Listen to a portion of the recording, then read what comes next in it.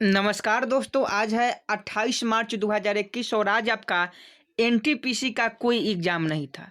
सबसे पहले आप यह जान लीजिए कि 28 मार्च को आज आपका एनटीपीसी का कोई एग्ज़ाम नहीं था। यह वीडियो उन लोगों के लिए बना रहे हैं जिनका एग्ज़ाम आने वाले दिनों में है।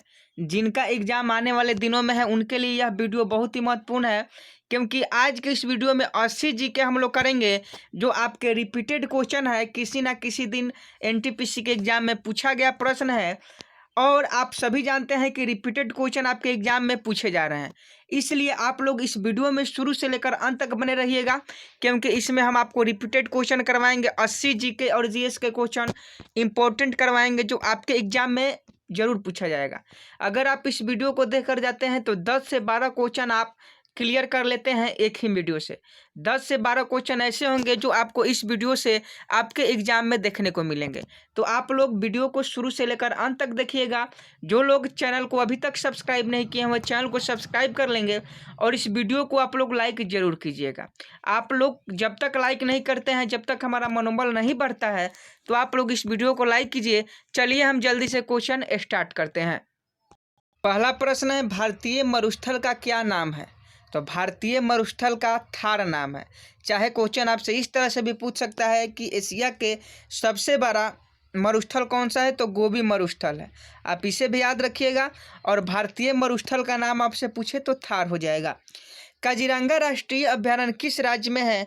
तो काजीरंगा राष्ट्रीय अभयारण्य असम राज्य में है। असम राज्य में काजीरंगा राष्ट्रीय अभयारण्य स्थित है। यह क्वेश्चन एनटीपीसी के कुछ दिन पहले ही एग्जाम में पूछा गया है और आगे भी पूछे जाने की पूरी संभावना है, क्योंकि ये सभी क्वेश्चन इतने इंपॉर्टेंट है कि कितने बार पूछे जाएंगे ये हम भी नहीं बता सकते। अगला प्रश्न है, पृथ्वी अपनी धुरी पर किस दिशा में घूमती है? तो पश्चिम से पूर्व। पृथ्वी अपनी धुरी पर किस दिशा में घूमती है? पश्चिम से पूर्व दिशा में। उज्जैन किस नदी के किनारे बसा है? अगला प्रश्न है, उज्जैन किस नदी के किनारे बसा है? तो उज्जैन शिप्रा नदी के किनारे बसा हुआ है। उज्जैन जो है वह आपका शिप्रा नदी के किनारे बसा हुआ है। अगला प्रश्न है, निम्न में से कौन सी धातु बिजली की सबसे अधिक सुचालक है? निम्न में से कौन सी धातु बिजली की सबसे अधिक सुचालक है? यह क्वेश्चन एनटीपीसी में पूछा गया है, तो इसका राइट आंसर चांदी हो जाएगा। सिल्वर इसका राइट आंसर हो जाएगा। चांदी जो है वह विद्युत की सबसे बड़ी सुचालक है। आगे है, गोबर गैस में मुख्य रूप से क्या पाया जाता है? गोबर गैस में मुख्य रूप से क्या पाया जाता है? तो मीथेन पाया जाता है। मीथेन का सूत्र CH4 होता है और गोबर गैस में यह बहुत ही ज़्यादा पाया जाता है। अगला प्रश्न है, स्वतंत्रता मेरा जन्मसिद्ध अधिकार है और इसे मैं लेकर रहूँगा। आपको बताना है कि स्वतंत्रता मेरा जन्मसिद्ध अधिकार है और मैं इसे लेकर रहूँगा किसने कहा था? तो ये कहा था लोकमान्य तिलक ने। बाल गंगाधर तिलक ने यह कहा था कि स्वतंत्रता मेरा जन्मसिद्ध अधिकार है और मैं इसे लेकर रहूँगा। अगला प्रश्न देख लीजिए। अगला है कि राज्यसभा के सदस्यों का चुनाव कितनी अवधि के लिए किया जाता है? राज्यसभा के सदस्यों का चुनाव कितनी अवधि के लिए किया जाता है? तो 6 वर्ष।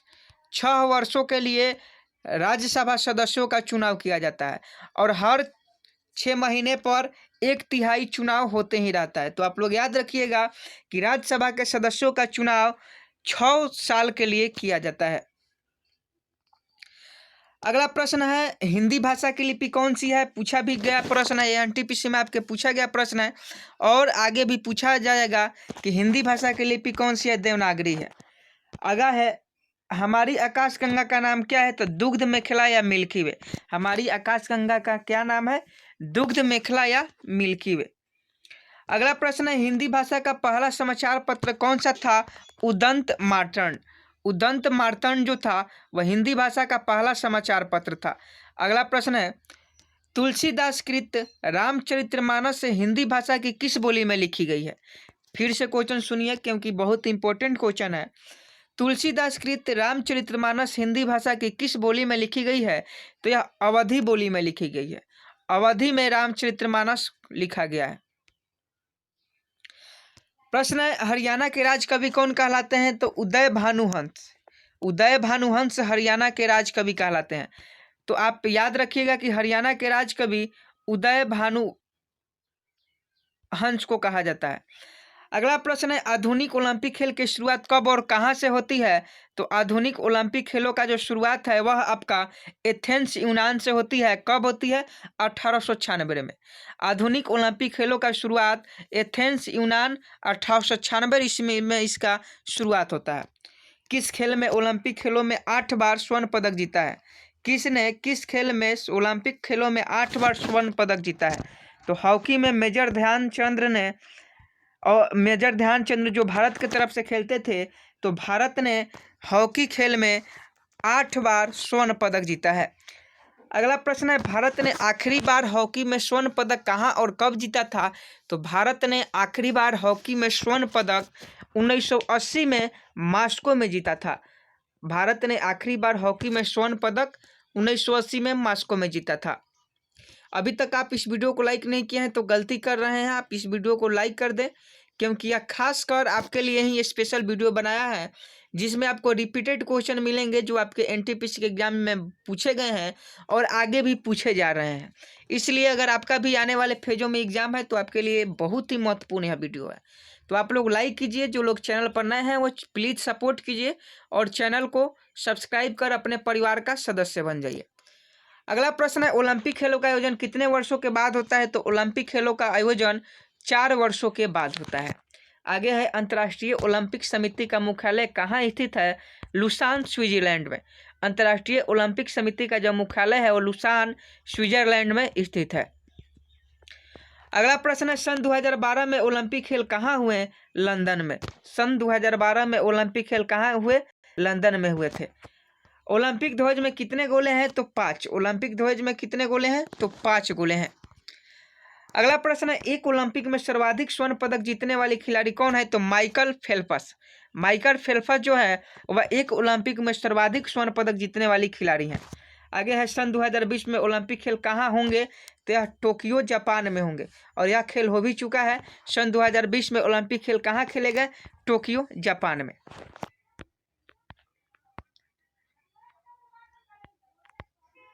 अगला प्रश्न आप लोग देख लीजिए कि सन 2012 के ओलंपिक खेलों में कांस्य पदक जीतने वाली साइना नेहवाल का संबंध किस खेल से है?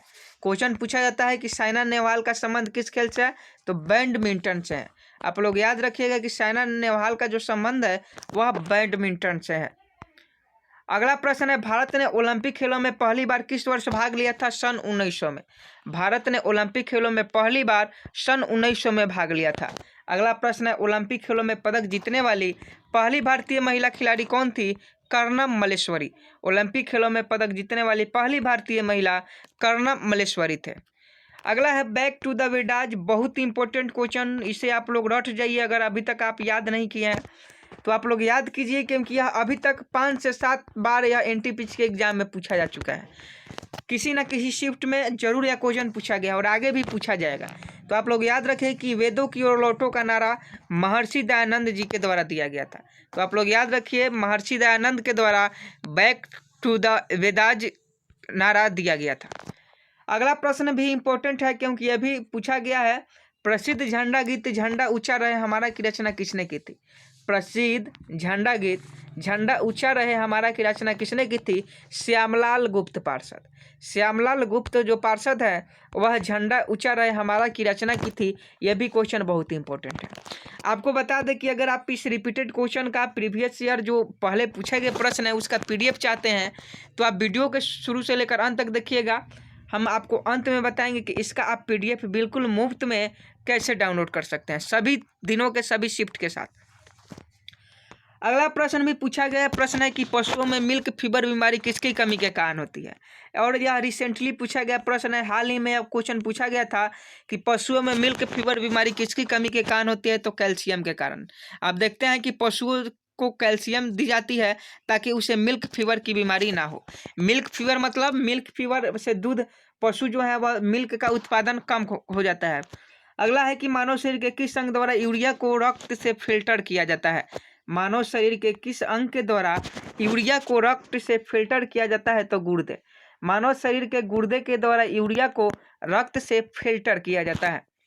अगला प्रश्न है किस एकमात्र भारतीय को अर्थशास्त्र में नोबेल पुरस्कार मिला है? किस एकमात्र भारतीय को अर्थशास्त्र में नोबेल पुरस्कार मिला है? तो प्रोफेसर अमर्त्य सेन को। प्रोफेसर अमर्त्य सेन को एक ऐसे मात्र भारतीय हैं जिन्हें अर्थशास्त्र में सबसे पहले नोबेल पुरस्कार प्राप्त हुआ था। भारत रत्न उस्ताद बिस्मिल्लाह खां किस वाद्य यंत्र के वादन में विख्यात रहे हैं? तो इम्पोर्टेंट क्वेश्चन है, आप लोग इसे याद रखिएगा कि बिस्मिल्लाह खां शहनाई से संबंधित है। बिस्मिल्लाह खां जो थे, उस्ताद बिस्मिल्लाह खां, जिन्हें भारत रत्न से भी सम्मानित किया गया है, यह शहनाई वादक थे। तो बहुत इंपॉर्टेंट क्वेश्चन है, चाहे आप किसी भी एग्जाम की तैयारी करें, बहुत इंपॉर्टेंट क्वेश्चन है।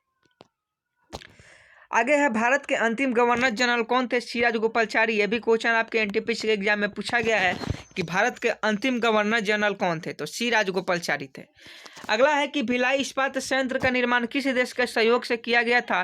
तो रूस के। दूसरी पंचवर्षीय योजना में रूस के सहयोग से भिलाई इस्पात संयंत्र का निर्माण किया गया था। आगे है, उत्तरी ध्रुव में भारत के अनुसंधान केंद्र का नाम क्या है? हिमाद्री। उत्तरी ध्रुव में भारत के अनुसंधान केंद्र का नाम हिमाद्री है। विश्व में माउंट एवरेस्ट पर चढ़ने वाली पहली महिला कौन थी? विश्व में माउंट एवरेस्ट पर चढ़ने वाली पहली महिला कौन थी? तो जापान की जुनको तबाई। जापान की जुनको तबाई विश्व में सबसे पहले माउंट एवरेस्ट पर चढ़ने वाली महिला थी। पीलिया की शंका रोग है, तो यकृत लीवर का। यह भी क्वेश्चन आपके एग्जाम में पूछा जाता है और पूछा भी गया है कि पीलिया किस अंग से संबंधित है? तो यकृत या लीवर से। आगे है कि द्रव सभी दिशाओं में समान दाब पारित करता है, यह कथन किस नियम से संबंधित है? यह तो आप फिजिक्स में पढ़े होंगे, या पास्कल का नियम कहलाता है कि द्रव सभी दिशाओं में समान दाब पारित करता है। यह कथन जो है वह पास्कल से संबंधित है। आगे है, क्लोरोफिल का खनिज घटक क्या है? क्लोरोफिल का खनिज घटक मैग्नीशियम है। क्लोरोफिल का खनिज घटक क्या है? तो मैग्नीशियम है। आगे है, एलपीजी गैस में क्या होता है? तो ब्यूटेन होता है। एलपीजी गैस में क्या होता है? ब्यूटेन होता है। आगे है कि किसने सर्वप्रथम अशोक के अभिलेखों को पढ़ा? James Prinsep. यह तो क्वेश्चन भाई पूछो मत, यह कितने बार क्वेश्चन एनटीपीसी पूछ लिया है। यह इसका अगर आप क्वेश्चन बैंक देखेंगे तभी मालूम चलेगा। इतना यह इंपॉर्टेंट क्वेश्चन है कि यह बेशरम क्वेश्चन है। बार बार यह एनटीपीसी के एग्जाम में किसी ना किसी शिफ्ट में जरूर पूछ देता है कि सर्वप्रथम अशोक के अभिलेखों को किसने पढ़ा? जेम्स प्रिंसेप ने पढ़ा। किस बौद्ध भिक्षु के प्रभाव में अशोक ने बौद्ध धर्म ग्रहण किया? उपगुप्त। किस बौद्ध भिक्षु के प्रभाव में अशोक ने बौद्ध धर्म को ग्रहण किया था? उपगुप्त के। कौन सा मुगल बादशाह अशिक्षित था? अकबर। कौन सा मुगल बादशाह अशिक्षित था? अकबर। अमृतसर शहर की स्थापना किसने की? गुरु रामदास ने। अमृतसर शहर की स्थापना किसने की? गुरु रामदास ने। आगे है कि गद्दार पार्टी की संस्थापक कौन थे? गद्दार पार्टी का संस्थापक कौन था? तो गद्दार पार्टी का संस्थापक जो था वह लाला हरदयाल थे। आगे है कि सिख इतिहास में लंगर प्रथा किसने शुरू की? तो गुरु अंगद देव ने। गुरु अंगद देव ने सिख इतिहास में लंगर प्रथा को शुरुआत की थी। आगे है, सबसे प्राचीन वेद कौन सा है? ऋग्वेद जो है सबसे प्राचीन वेद है। आगे है कि सुल्तान ने अपनी राजधानी दिल्ली से दौलताबाद स्थानांतरित की? तो मोहम्मद बिन तुगलक ने अपनी राजधानी दिल्ली से दौलताबाद स्थानांतरित की। अगला प्रश्न है, प्रथम पंचवर्षीय योजना कब प्रारंभ हुई थी? तो 1951 में प्रथम पंचवर्षीय योजना प्रारंभ हुई थी।